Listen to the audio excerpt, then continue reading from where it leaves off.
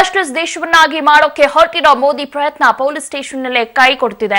ಏನು ಸಾಹಸ ನಿರ್ದೇಶಕ ಡಿಫರೆಂಟ್ ಡ್ಯಾನಿ ನೋ ಪಾರ್ಕಿಂಗ್ ನಲ್ಲಿ ಕಾರು ಪಾರ್ಕ್ ಮಾಡಿದ್ದಕ್ಕೆ ಜಯನಗರದ ಸಂಚಾರಿ ಪೊಲೀಸ್ ಠಾಣೆಯಲ್ಲಿ ದಂಡ ಕಟ್ಟಬೇಕಾಗಿತ್ತು. ಆದ್ರೆ ಅಲ್ಲಿ ಸ್ವೈಪಿಂಗ್ ಮಷಿನ್ ಇಲ್ಲದೆ ಅವಾಂತರವಾಗಿದೆ. ಪೊಲೀಸರು ನಗದು ಹಣಕ್ಕೆ ರಶೀದಿ ಹರಿದಿದ್ರು. ಆದ್ರೆ ತಮ್ಮ ಬಳಿ ಹಣ ಇಲ್ಲ, ಹೀಗಾಗಿ ಕಾರ್ಡ್ ಬಳಸ್ಕೊಳ್ಳಿ ಅಂತ ಡ್ಯಾನಿ ಹೇಳಿದ್ರು. ಕೊನೆಗೆ ಸ್ನೇಹಿತರ ಸಹಾಯ ಪಡೆದು ನಗದು ಹಣ ಕೊಟ್ಟರು.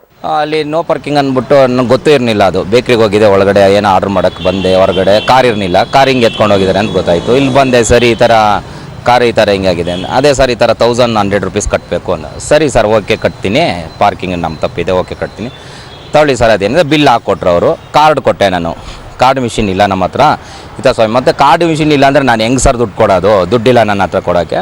ಏನಿಲ್ಲ, ಈಗ ನಾನೇ ಇವಾಗ ಅದೇ ಕಾರ್ಡ್ ಕೊಡ್ತೀನಿ ಅಂತ ಅಷ್ಟೇ. ಡಿಜಿಟಲಿ ಇದು ಬಂದುವಾಗ ಎಲ್ಲ ಥರ ಬಂದುವಾಗ ಈ ಪೊಲೀಸ್ ಸ್ಟೇಷನಲ್ಲಿ ಅದು ಜಯನಗರ ಸಿಟಿಯಲ್ಲಿ ಯಾಕಿಲ್ಲ ಅಂತ ಕೇಳ್ತಾ ಇದ್ದೆ.